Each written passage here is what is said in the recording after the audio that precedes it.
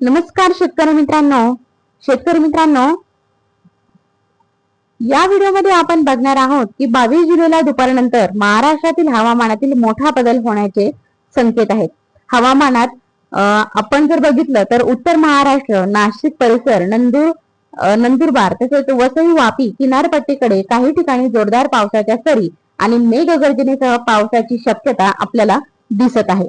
जर तुम्ही घराबाहेर जाण्याचा विचार करत असाल तर हा व्हिडिओ किंवा हा अंदाज शेवटपर्यंत नक्की पहा, कारण पुढील काही तासात कोणत्या भागात पावसाचा जोर वाढू शकतो, कोणत्या जिल्ह्यांनी सतर्क राहावं आणि हवामान केंद्राची परिस्थिती काय असू शकते याची सविस्तर माहिती आपण या व्हिडिओमध्ये जाणून घेणार आहोत. चला तर मग पाहूया 22 जुलै दुपारनंतरचा सविस्तर हवामान अंदाज. तर मित्रांनो, तुम्ही व्हिडिओमध्ये बघू शकता की दुपारी 2च्या नंतरचा जे हवामानाचा अंदाज आहे तो मी आता तुम्हाला इथे सांगणार आहे. तर मित्रांनो, तुम्ही बघताय तर सुरत, वापी त्याचबरोबर बोईसर, नाशिक या ठिकाणी दुपारी 2 ते 3च्या नंतर हवामानामध्ये मोठा बदल होताना आपल्याला बघायला मिळत आहे. भरपूर प्रमाणामध्ये आपल्याला पाऊसही बघायला मिळत आहे. आता वापी झालं, त्याचबरोबर सुरत यामधला जो भाग आहे तर या भागांमध्ये जर आपण बघितलं तर वलसाड, वापी या ठिकाणी आपल्याला मुसळधार म्हणजे अतिमुसळधार पाऊस बघायला मिळतोय. त्याचबरोबर बोईसर तसेच वसई विरार, वादा, जवाहर, घोटी या ठिकाणी सुद्धा जर तुम्ही बघितलं तर आपल्याला मुसळधार पाऊस बघायला मिळतोय. पेठमध्ये सुद्धा भरपूर प्रमाणात मुसळधार पाऊस आहे. तसेच सटाणा, इकडे साक्री, नवापूर या भागांमध्ये सुद्धा, अश्वा या भागांमध्ये सुद्धा भरपूर प्रमाणामध्ये पाऊस आपल्याला बघायला मिळतोय. नाशिक मध्ये सुद्धा भरपूर प्रमाणामध्ये पाऊस आहे. तर कुळगाव, बदलापूर, मुंबई, पेण, लोणावळा या ठिकाणी सुद्धा आपल्याला पाऊस हा भरपूर प्रमाणात बघायला मिळतोय. लवसा, महाड, महाबळेश्वर या ठिकाणी सुद्धा पाऊस हा भरपूर प्रमाणात आहे. तर पुणे या ठिकाणी सुद्धा पाऊस हलक्याच्या मध्यम स्वरूपाचा आहे. मंचर मध्ये, शिरूर मध्ये सुद्धा हलक्याच्या मध्यम स्वरूपाचा पाऊस, सरडे ढगाळ वातावरण आपल्याला बघायला मिळतंय. तसेच अहिल्यानगर मध्ये सुद्धा हलक्याच्या मध्यम स्वरूपाचा पाऊस आहे. तर जामखेड, कर्जत, दौंड या ठिकाणी सुद्धा कोरडं वातावरण आहे. बारामती, लोणांमध्ये सुद्धा जर आपण बघितलं तर हलक्याच्या मध्यम स्वरूपाचा पाऊस हा आपल्याला बघायला मिळतोय. त्याचबरोबर सातारा, इकडे पाटण तसेच ईश्वरपूर, विटा, सांगली, कोल्हापूर, निपाणी या भागांमध्ये सुद्धा जर आपण बघितलं मित्रांनो तर या भागांमध्ये सुद्धा आपल्याला हलक्याच्या मध्यम स्वरूपाचा पाऊस हा बघायला मिळालेला आहे किंवा मिळतोय. तसेच विजयपूर, बागलकोट या ठिकाणी सुद्धा पाऊस पूर्णतः थांबलेला आहे. कोरडं वातावरण बघायला मिळतंय 2 ते 3 या दरम्यान. त्याचबरोबर सोलापूर, नळदुर्ग, धाराशिव, लातूर या भागांमध्ये सुद्धा कोरडं वातावरण बघायला मिळत आहे. परळी, कांजी, बीड, जामखेड या भागांमध्ये सुद्धा वातावरण पूर्णतः कोरडं आहे. तसंच इकडे जर आपण बघितलं तर इंदापूर, पंढरपूर, सांगोले या भागामध्ये सुद्धा वातावरण हे पूर्णतः कोरडं असणार आहे. त्याच नंतर आपण बघितलं तर सोलापूरमध्ये सुद्धा जर आपण बघितलं तर इथे सुद्धा वातावरण कोरडं आहे. अक्कलकोटमध्ये सुद्धा वातावरण पूर्णतः कोरडं हे बघायला मिळतंय. त्याचबरोबर पुणे, मंचर या ठिकाणी सुद्धा परत तसंच हे आहे, पाऊस आहे. तसेच नाशिकमध्ये जर तुम्ही बघितलं तर नाशिकमध्ये पाऊस हा पूर्णतः हलक्याच्या मध्यम स्वरूपाचा आहे. पण मात्र तुम्ही जर इकडे बघितलं तर त्र्यंबकमध्ये मुसळधार पाऊस आहे, घोटीमध्ये आहे, त्याचबरोबर लवलवाडीमध्ये आहे. इकडे जर आपण बघितलं तर खंडाळामध्ये सुद्धा, त्याचबरोबर जवाहर मध्ये सुद्धा मुसळधार पाऊस आहे. वादामध्ये सुद्धा आपल्याला मुसळधार पाऊस बघायला मिळतोय.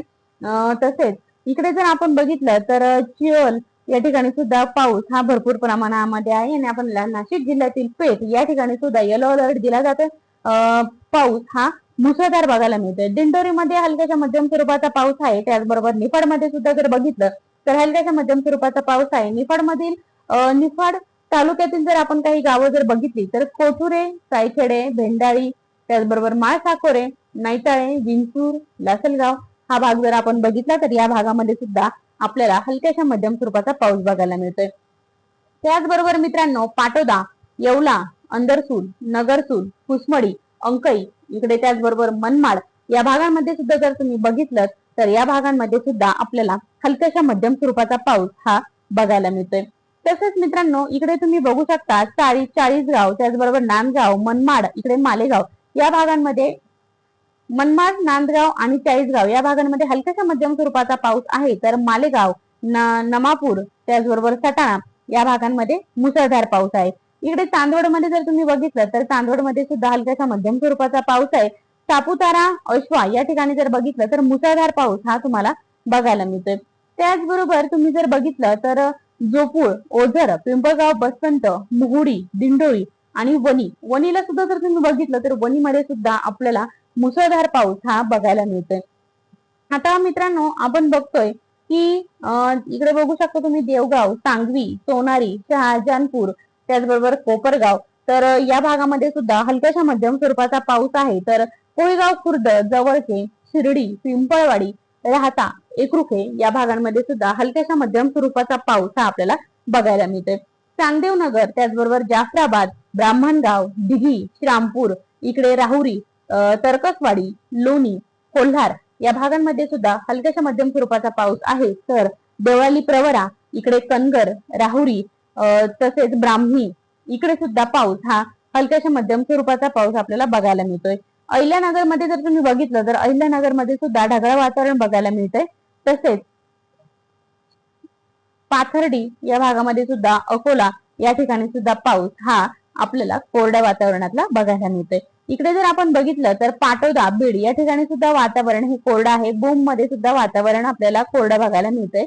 पंढरपूर मध्ये सुद्धा, मोहोळ मध्ये सुद्धा, त्याचबरोबर मायनी, विटा या ठिकाणी सुद्धा जर बघितलं तर हलक्याशा मध्यम स्वरूपाचा पाऊस आहे. तर तासगाव, सांगली, तसेच अंजनी, तर या ठिकाणी सुद्धा हलक्याशा मध्यम स्वरूपाचा पाऊस आहे. कोल्हापूरमध्ये जर आपण बघितलं तर कोल्हापूरमध्ये सुद्धा पाऊस हा हलक्याशा मध्यम स्वरूपाचा आपल्याला बघायला मिळतोय.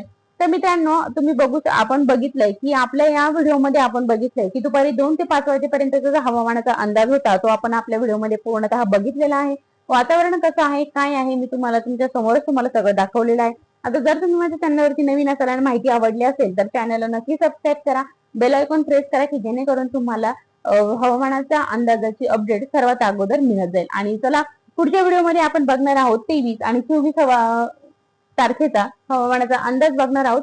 तो तुम्हाला उद्याच्या व्हिडिओमध्ये नक्कीच बघायला मिळेल. तोपर्यंत चॅनलला सबस्क्राईब करा आणि नवीन असाल तर नक्की चॅनलला सबस्क्राईब करा आणि कमेंटमध्ये तुम्ही कोणत्या भागातून व्हिडिओ बघता कमेंटमध्ये सांगा. धन्यवाद.